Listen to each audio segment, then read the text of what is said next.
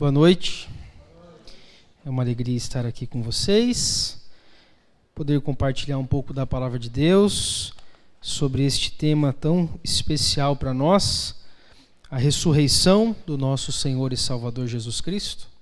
Então convido você a abrir no Evangelho de Lucas, capítulo 24, nós vamos meditar nos versos 36 ao 53.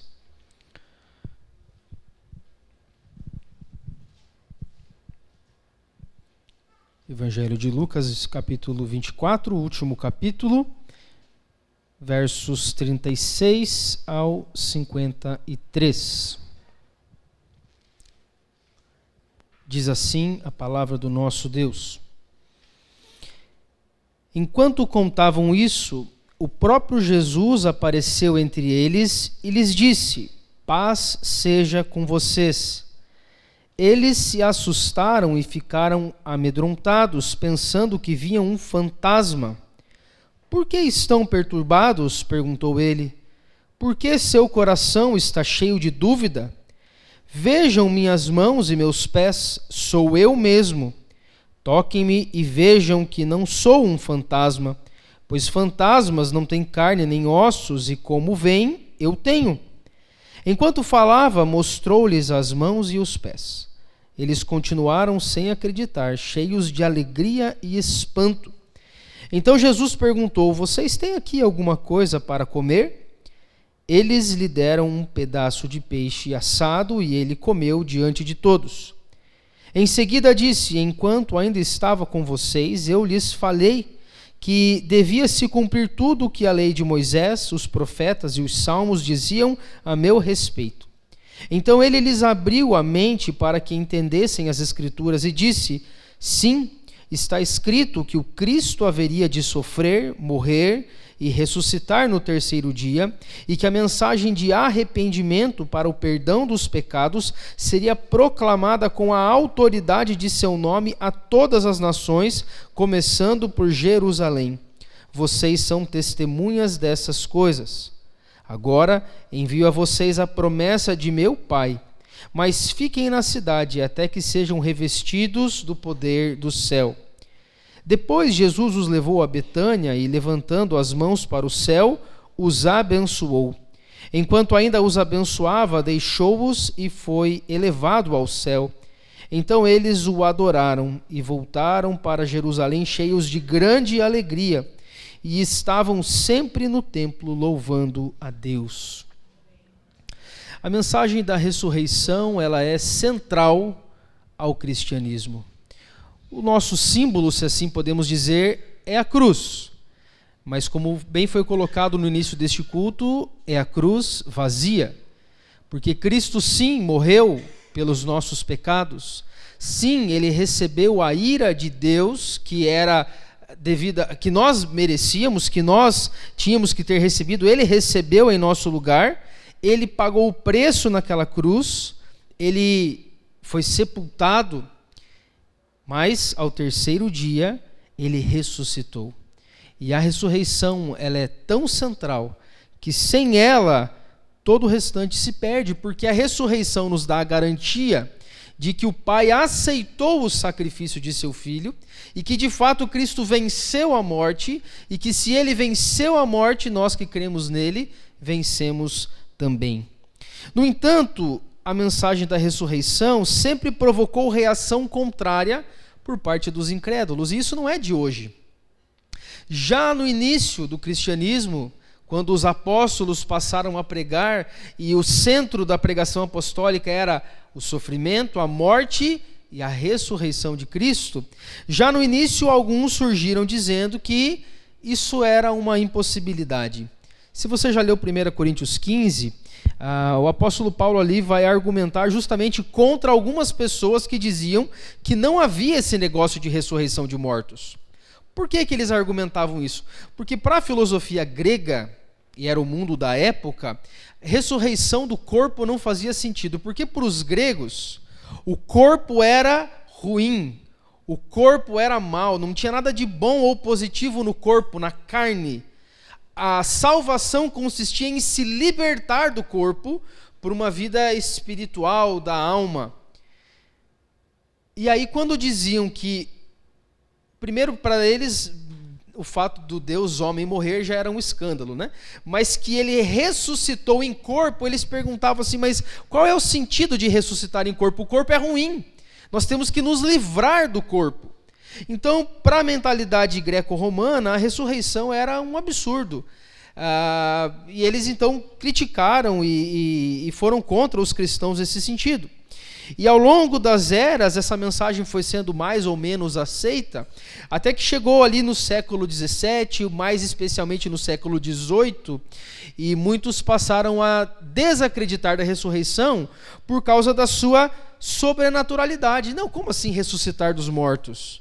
A pessoa morreu, ela morreu, acabou. Não tem isso de ela voltar da sepultura. Nunca ninguém viu isso.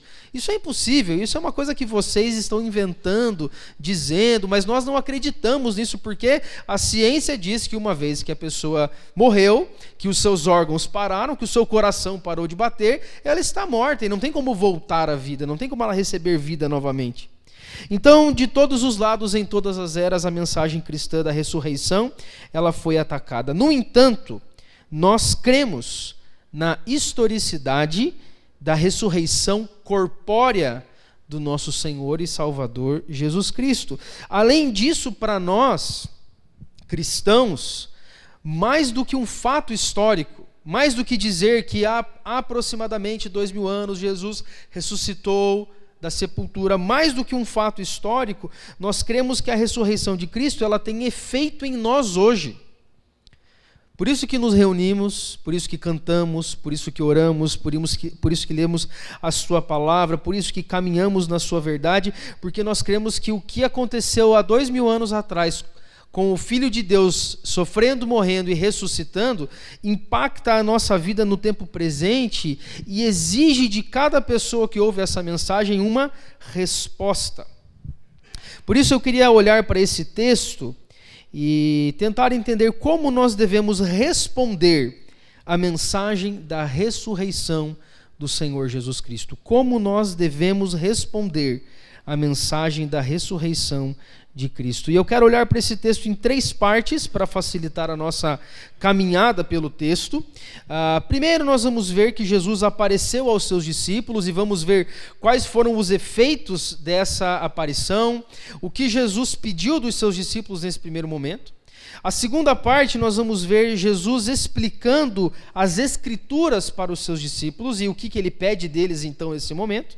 E a terceira parte, o finalzinho ali do verso 50 ao 53, Jesus subindo aos céus e o que isso implicou na vida dos seus discípulos. Então Jesus primeiro aparece aos discípulos, então depois ele explica as Escrituras e depois ele vai com eles até Betânia, de onde ele sobe aos céus. Vamos ver a primeira parte então. Os discípulos estavam reunidos em Jerusalém, sem acreditar ainda na ressurreição. Provavelmente, Pedro, João estavam ali, eles já tinham visto o túmulo vazio, mas estavam muito confusos. Imagine você, a confusão da mente, que estaria vendo o seu mestre, que você caminhou, que você andou, que você ouviu, que você viu fazer milagres, ele morre de uma maneira humilhante, da maneira mais humilhante possível, toda aquela expectativa é frustrada. Você está naquele momento de luto, um momento psicologicamente muito forte, tentando encarar essa situação e de repente você vê ele de novo. O que está acontecendo? Embora ele tinha predito isso, mas a gente já vai chegar nessa parte. E então, por medo das autoridades judaicas, eles estavam reunidos de portas fechadas, porque estava um alvoroço em Jerusalém por causa de tudo isso que tinha acontecido. E então eles estavam ali reunidos e 2 discípulos estavam contando para os outros que eles tinham encontrado Jesus no caminho de Emaús. Num primeiro momento eles não reconheceram, mas quando Jesus sentou com eles e partiu o pão, eles, como que num clique, perceberam que era Jesus, só que nesse momento Jesus desapareceu da frente deles. E enquanto eles estavam ali conversando sobre isso, do nada Jesus apareceu entre eles. E aqui nós vamos começar a ver os efeitos já da ressurreição de Cristo. Jesus aparece e no verso 36 a primeira coisa que ele diz é: paz seja com vocês. Essa é uma saudação típica uma saudação judaica milenar. Só que aqui ela está carregada de um significado muito profundo. Porque a paz, a shalom, que muitos falam, ela é o plano de Deus para o seu povo. Essa paz, ela é a nossa maior necessidade, porque a Bíblia diz que nós nascemos inimigos de Deus. Efésios 2 vai dizer que nós éramos filhos da ira, entregues a todo tipo de iniquidade, distantes de Deus, seguindo a vontade de Satanás e desse mundo. E o nosso coração estava em guerra contra Deus, e Deus não nos era favorável. Deus olhava para nós e, como incrédulos, pecadores, incapazes de cumprir a sua vontade, Ele estava irado conosco. Nós éramos inimigos de Deus, não havia amizade. Mas então, por causa daquilo que Cristo faz, Ele chega para os seus discípulos e diz: paz seja com vocês. Ou seja, agora, depois de tudo o que eu fiz, vocês podem ter certeza que a guerra acabou. Deus não olha mais para vocês com ira, mas Ele olha para vocês com amor, o amor de um pai. A palavra de Deus diz em Romanos 5:1 que justificados mediante a fé nós temos paz com Deus por meio de nosso Senhor Jesus Cristo. Essa é uma mensagem muito poderosa. Você já sentiu essa guerra no seu coração contra Deus? Ou talvez você não se sente à vontade, ou não se sentiu em algum momento à vontade com Deus, parece que Deus é um estranho. Essa é uma experiência que muitos relatam quando se aproximam do Evangelho, se aproximam de uma igreja cristã. Talvez você lembre do primeiro culto que você foi, e você chegou um tanto desconfiado, você não sabia se Deus ia receber você, se Deus ia falar com você, se Deus ia te aceitar como filho dele, você reconhecia os seus pecados, a sua vida, a distância que você estava dele, você nunca se importou com Deus, e de repente você começa a se aproximar ainda naquela hesitante, será que Deus vai me receber? E Jesus vem e diz, Ele vai, porque agora há paz. Pela obra de Cristo na cruz, pagando o preço dos nossos pecados, recebendo a ira que era nossa, agora nós estamos pacificados, a reconciliação. E este é o primeiro efeito da ressurreição que o texto deixa muito claro. Mas os discípulos, verso 37, ficaram assustados e amedrontados, pensando que tinham visto um fantasma. Eu não sei nem se eles prestaram atenção nas palavras de Jesus. Porque eles estavam lá reunidos, imagine a gente aqui reunido, e de repente surge uma pessoa no meio da sala, do nada. Ele atravessou a parede, a porta estava fechada, eles estavam trancados. Jesus aparece, eles ficam apavorados. A expressão que é usada aqui por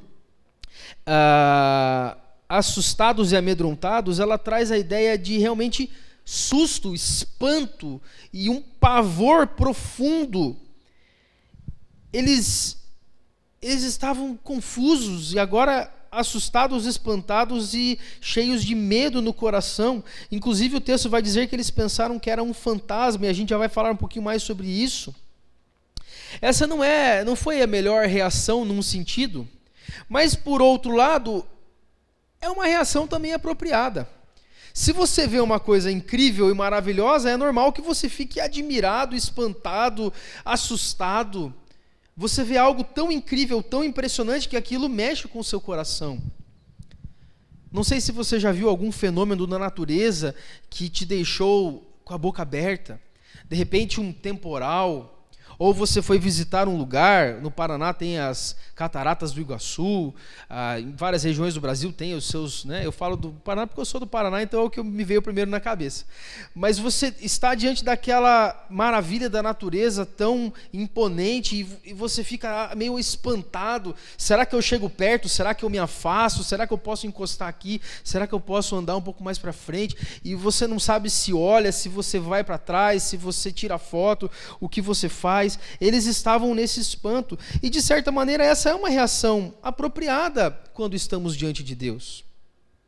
O autor de Hebreus vai dizer que nós devemos servir a Deus com reverência e santo temor, porque o nosso Deus é fogo consumidor. Quando nós nos aproximamos de Deus, nós sabemos que temos paz com Ele, mas ao mesmo tempo nós não tratamos Deus como se Ele fosse qualquer um ou qualquer coisa. Ele é o Deus Todo-Poderoso. Ele é o Deus que enviou o seu Filho, que fez milagres. Ele é o Deus que ressuscitou o seu Filho dentre os mortos. E diante desse monte de sentimento no coração, Jesus vai confrontar os discípulos, verso 38, por que estão perturbados? Por que seu coração está cheio de dúvida? Os discípulos ainda não estavam entendendo.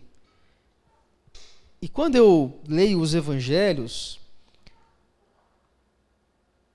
eu sou levado a ter mais compaixão daquelas pessoas que às vezes têm dificuldade para entender, porque não é tão fácil assim de entender. A nossa mente ela não consegue captar. E se os discípulos que caminharam com Cristo e que ouviram Ele falar por pelo menos 3 vezes que Ele ia sofrer, Ele ia ser entregue, Ele ia morrer, mas no 3º dia Ele ia ressuscitar. Veja, Jesus falou pelo menos 3 vezes, em 3 ocasiões diferentes isso.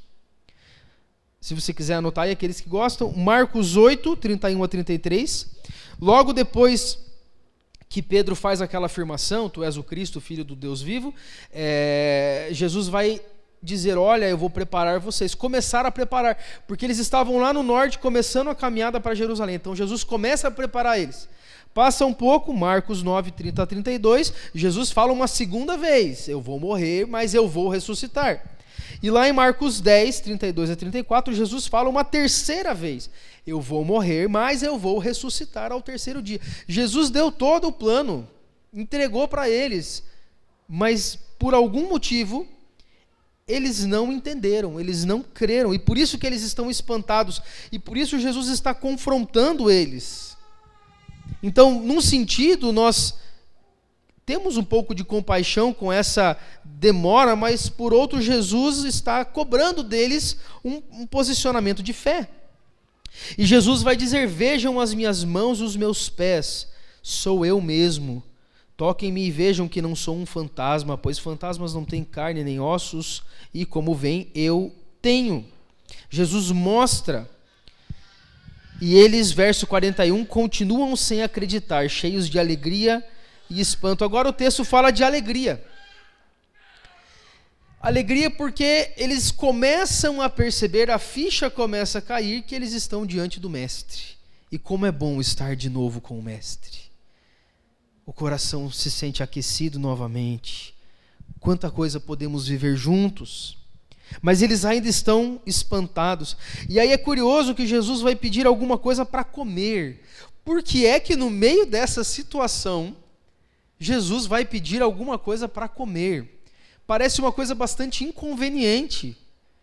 Sabe quando a criança chega para você numa hora que não é apropriada, ela fala alguma coisa ou pede alguma coisa, e você fala assim, peraí, não é o momento, não vê que a gente está conversando, a gente está fazendo outra coisa, você está sendo inconveniente. Mas Jesus não estava sendo inconveniente. Jesus queria provar para eles que ele não era um fantasma, por isso que ele pede para comer. E veja, Jesus de fato não era um fantasma. Talvez ainda tem crente que acha que quando Jesus ressuscitou, ele era apenas uma espécie de holograma.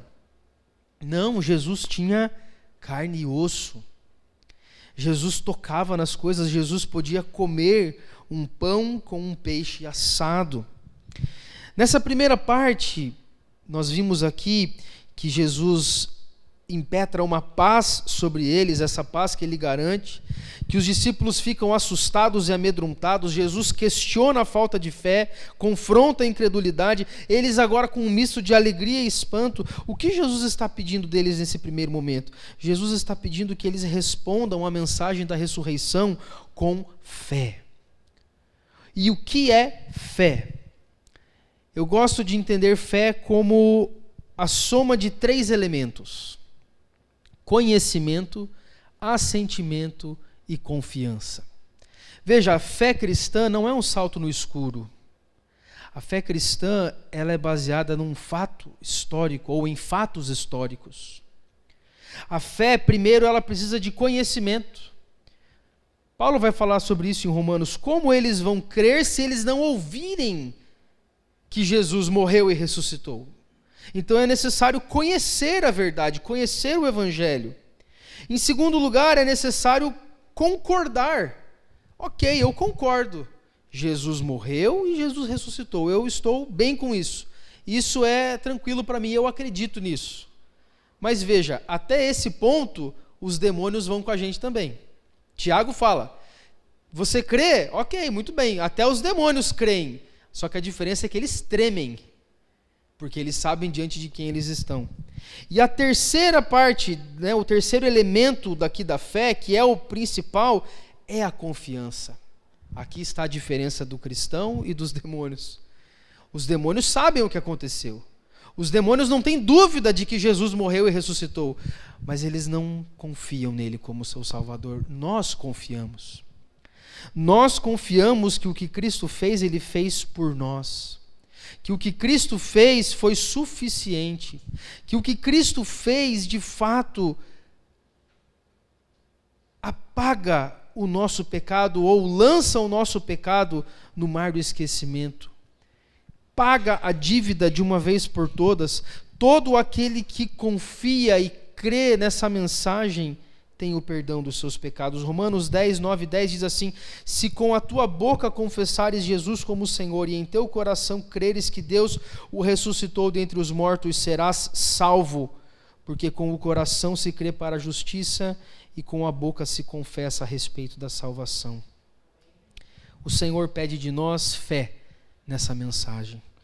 Hoje você provavelmente acordou, tomou um café da manhã com a sua família, ou com alguma pessoa, ou talvez até sozinho, mas provavelmente você ficou meditando nisso, e se você abriu o celular, você viu diversos stories e posts no feed do Instagram ou em outras redes sociais falando sobre a ressurreição, e isso é bonito demais, mas será que nós de fato confiamos que o que Jesus fez, ele fez por nós?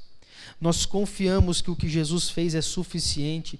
Nós confiamos que o que Jesus fez traz paz ao nosso coração e nós não precisamos mais ter medo de nos aproximar de Deus, ou não precisamos mais nos aproximar de Deus relutantes, achando, eu não sei se Ele vai me receber dessa vez. Não, porque eu creio, eu confio que Jesus é o meu Salvador, eu me aproximo com confiança, porque eu tenho paz com Ele. Nós fomos reconciliados. Nós estávamos distantes, mas agora nós somos amigos. Nós estamos juntos. Isso nos leva então para a segunda parte desse texto, em que Jesus vai explicar as Escrituras, levando eles um passo adiante. O verso 44, primeiro é importante dizer aqui, que alguns entendem que Lucas ele vai condensar toda uma narrativa. E ele dá a entender que tudo o que está acontecendo aqui aconteceu no domingo da ressurreição. Só que o problema é que se nós entendermos isso, vamos entender que Jesus subiu aos céus no dia da ressurreição, mas não foi assim. Outros textos vão nos dizer que Jesus permaneceu por 40 dias com o seu corpo ressurreto, glorioso, e nesses 40 dias ele apareceu para um, para outro, ensinou outro, reuniu os discípulos lá. O que Lucas faz é condensar. Alguns entendem que o verso 44 seria numa outra ocasião em que Jesus estava com eles reunidos, e então ele vai explicar as Escrituras. A gente não sabe se a divisão é no 44, ou é antes, ou é depois. É só importante nós entendermos que Jesus ressuscita no domingo, e ele fica 40 dias, e nesse período ele vai ensinar muitas coisas, dentre as quais o que nós estamos vendo aqui. Então, Jesus vai dizer no 44, enquanto ainda estava com vocês, eu lhes falei que devia se cumprir tudo o que a lei de Moisés, os profetas e os salmos diziam a meu respeito. Jesus relembrou que toda a Escritura aponta para ele. Toda a Escritura. Essa é uma convicção cristã que nós precisamos ter, meditar e nos aprofundar. Nem sempre é fácil, mas é por isso que o Senhor tem dado mestres para a sua igreja, para nos ajudar nessa caminhada. Nós lemos o Novo Testamento e está evidente Jesus Cristo ali. Mas e quando a gente abre em Gênesis? em Êxodo, Levítico, Números. Ah, não pode ser. Não tem Jesus ali. Onde Jesus está nesses textos? Um bom professor de Bíblia vai te mostrar. E graças a Deus há bons professores por aí, há bons livros também, que nos mostram como Jesus aparece de Gênesis a Malaquias no Antigo Testamento. Jesus está ali. É claro que não de maneira explícita, mas ele está permeando toda a esperança, toda a expectativa, toda a solução, toda a promessa de salvação. O tabernáculo, aquela tenda que era para o encontro de Deus com o seu povo, lá em Êxodo, a partir do capítulo 25, você tem a descrição do tabernáculo.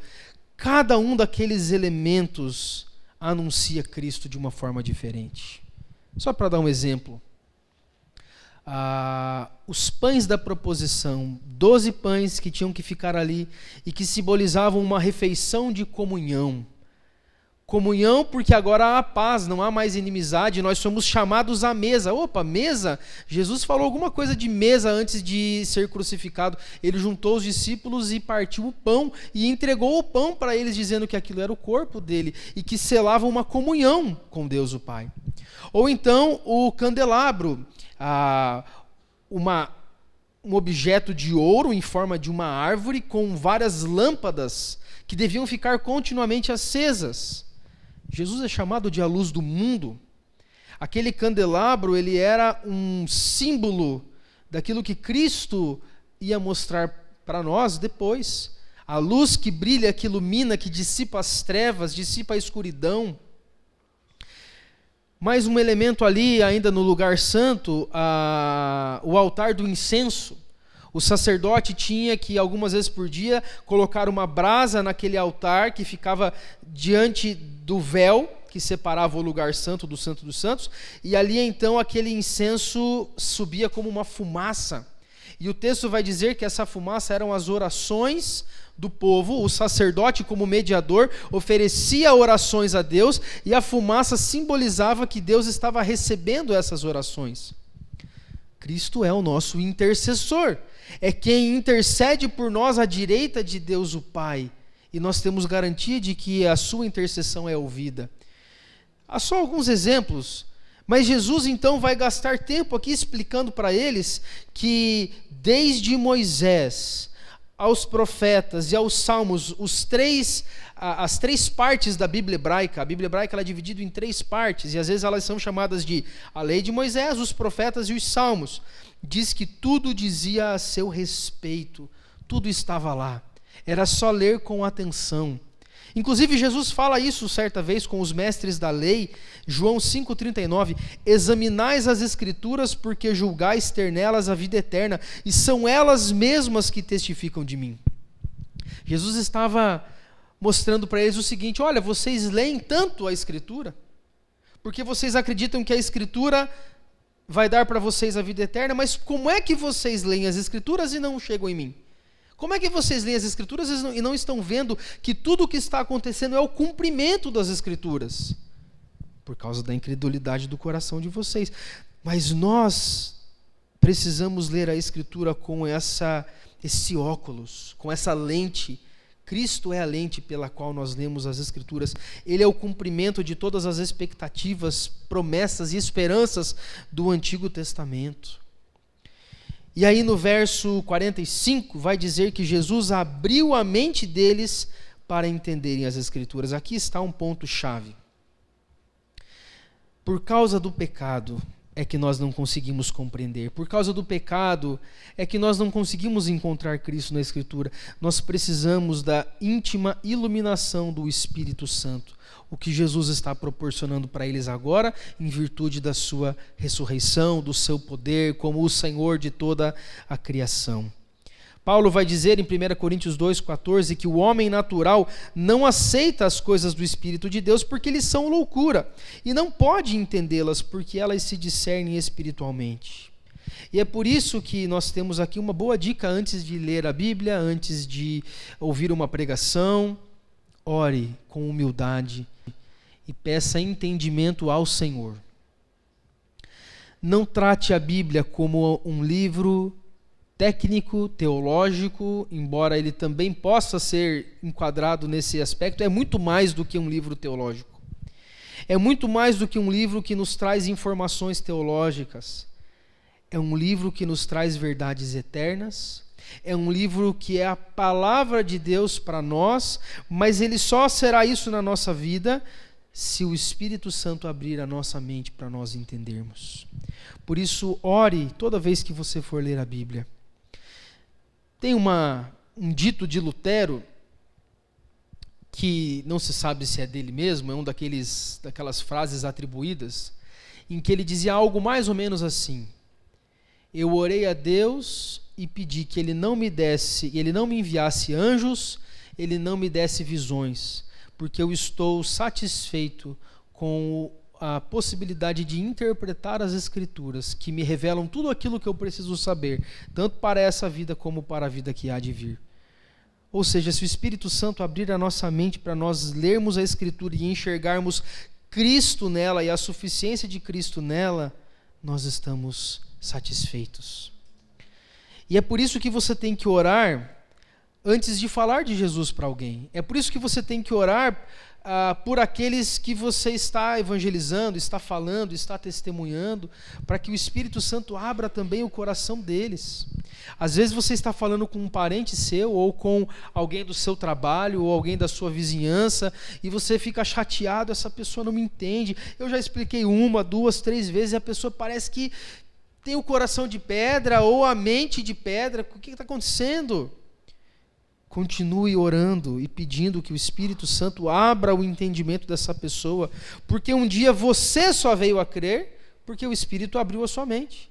E se ele abrir a mente dessa pessoa, em algum momento ela vai entender.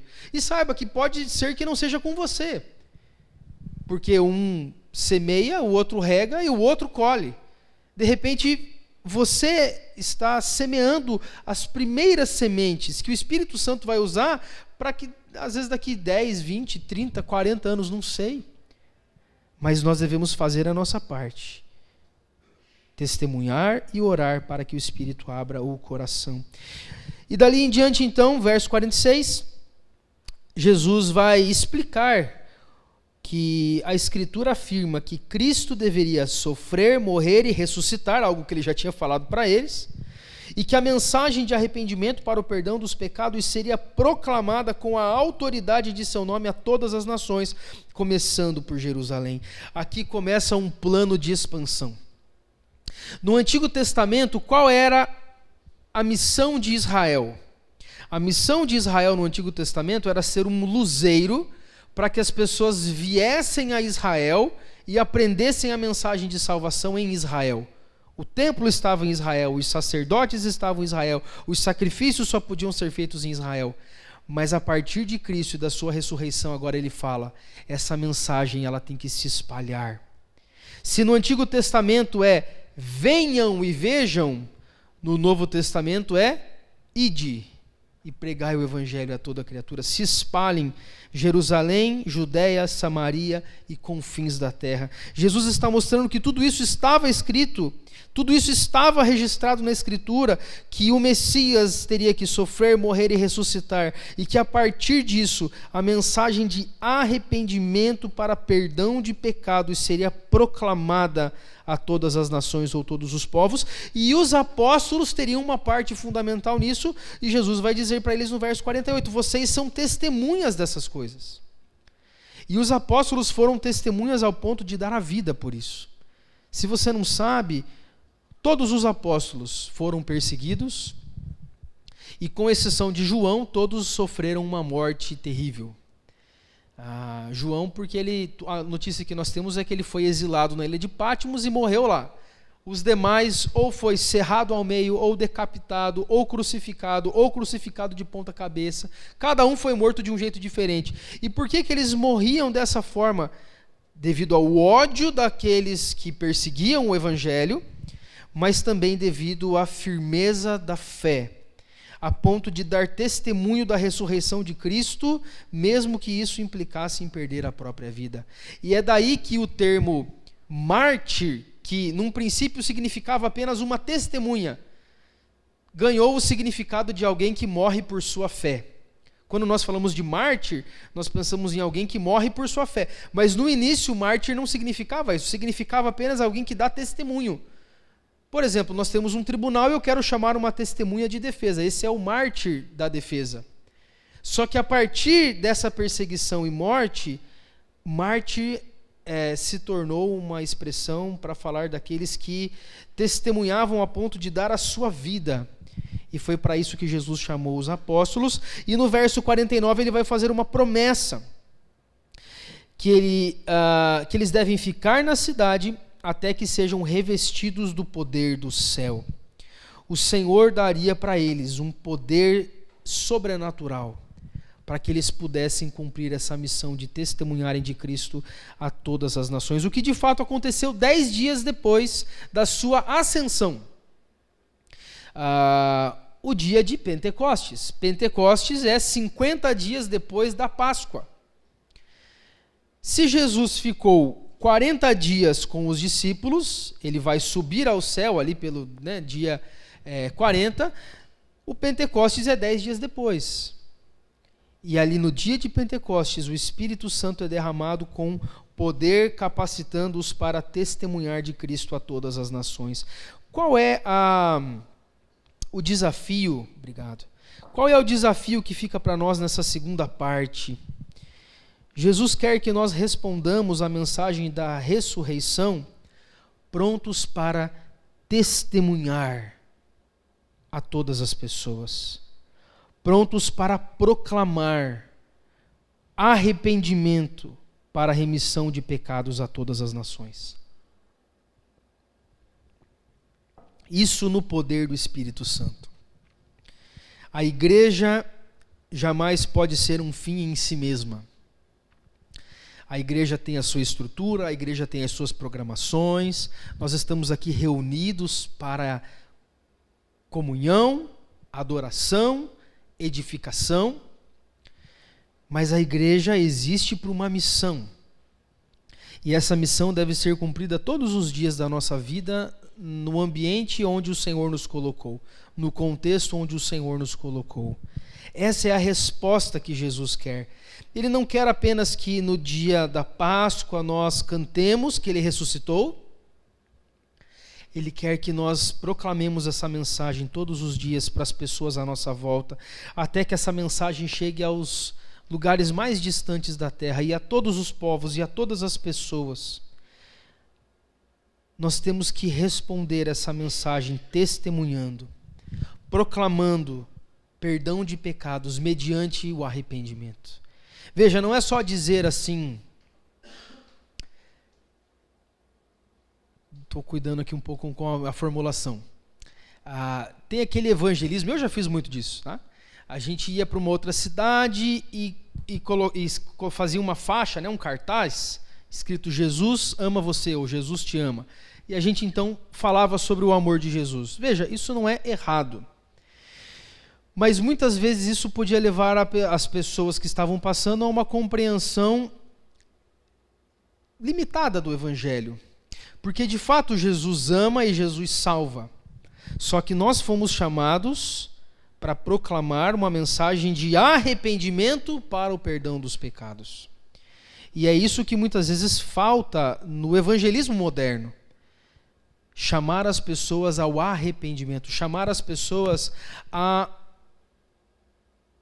colocarem os seus pecados diante do Salvador, reconhecerem que sem Cristo elas não são nada, reconhecer que sem Cristo não há paz com Deus, reconhecer que o amor de Cristo, ele vem de graça a nós, mas ele teve um custo altíssimo para Cristo.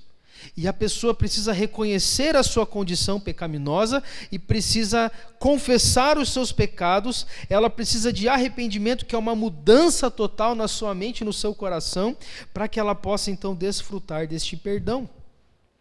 E tudo isso porque Cristo ressuscitou dentre os mortos. Vamos para a terceira e última parte. Versos 50 a 53, Jesus sobe aos céus.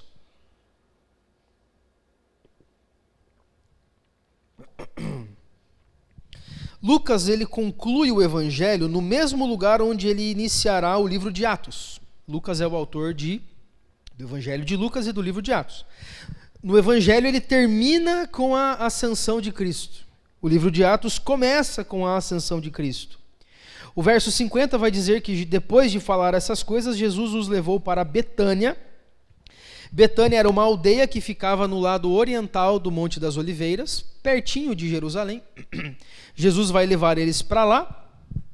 E chegando lá, de acordo com Atos, eles vão conversar mais um pouco, inclusive sobre quando Jesus vai voltar e terminar a obra, e lá Jesus vai falar aquela famosa trecho, né? Vocês vão receber poder ao descer sobre vocês o Espírito Santo, e vocês serão minhas testemunhas.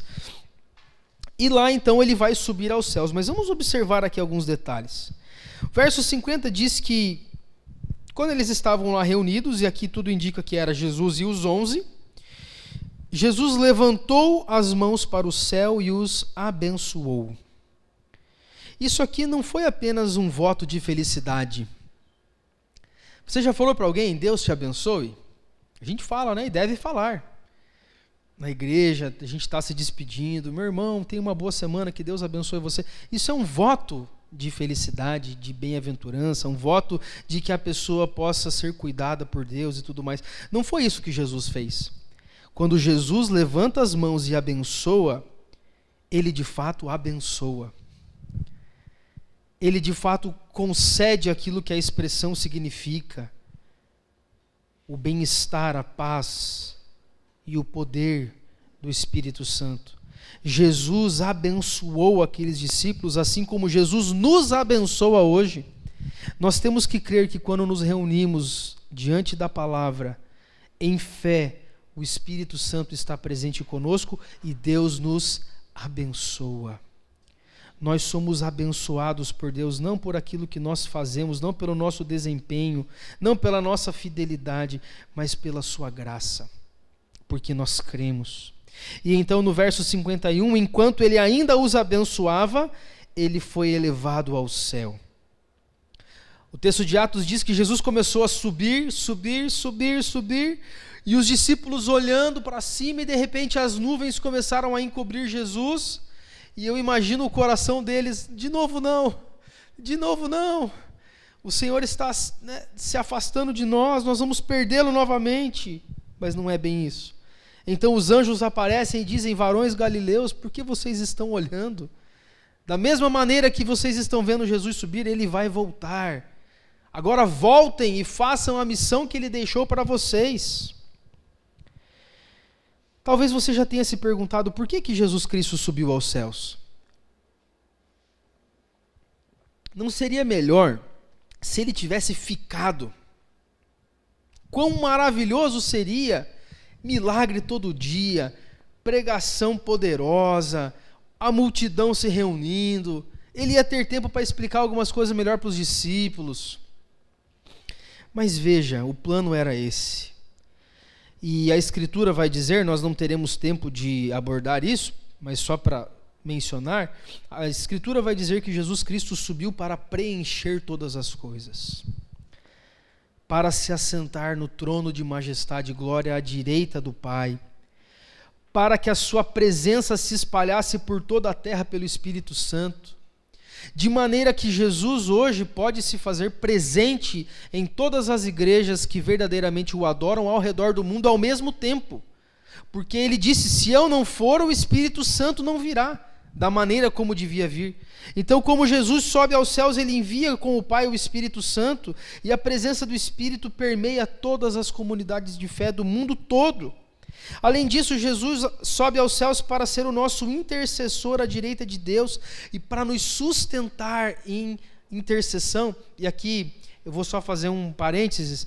Lembra quando Jesus manda os discípulos para atravessar o mar da Galileia, e ele sobe no monte, e os discípulos são pegos por uma tempestade, e eles ficam ali por horas remando, e água entrando no barco, e eles acham que vão morrer.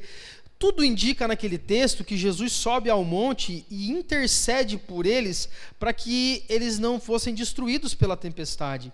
E na quarta vigília da noite, ou seja, a partir das 3 horas da madrugada, Jesus vai andando sobre as águas e encontrar com eles. Tudo indica que Jesus estava intercedendo por eles até o momento de encontrá-los. É mais ou menos isso que Jesus está fazendo no céu hoje. Ele está intercedendo por nós enquanto nós passamos pelas tempestades e aflições dessa vida, até o momento em que ele virá andando sobre as águas e nos encontrará.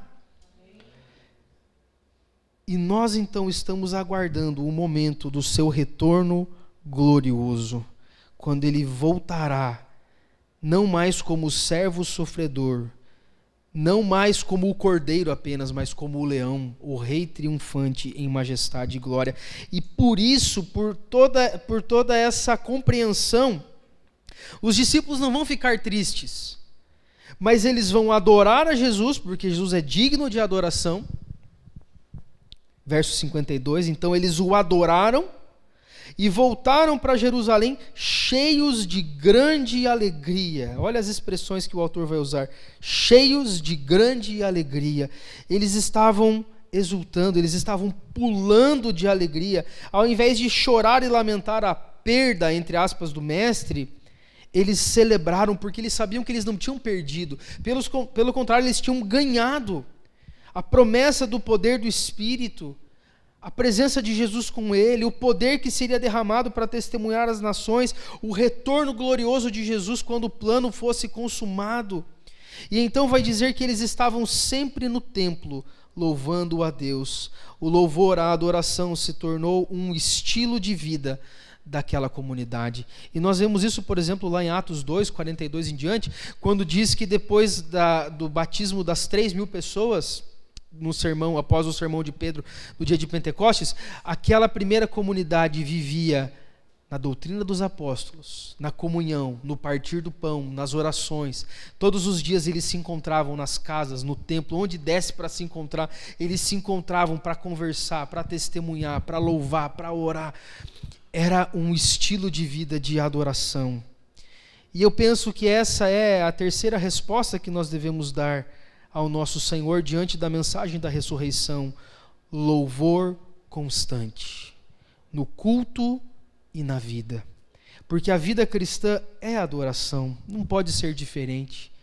A vida cristã ela é marcada por devoção, por piedade, por constante louvor ao Senhor.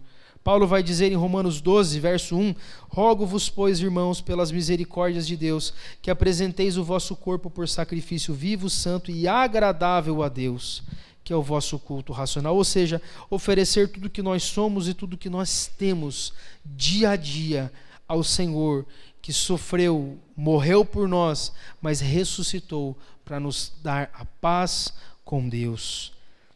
Então, a mensagem da ressurreição, ela chega até nós, mais uma vez, que nós possamos crer de todo o coração que isso de fato aconteceu na história. Que isso não é apenas uma lenda ou uma história com E, mas que isso é um fato. É uma história com H-I.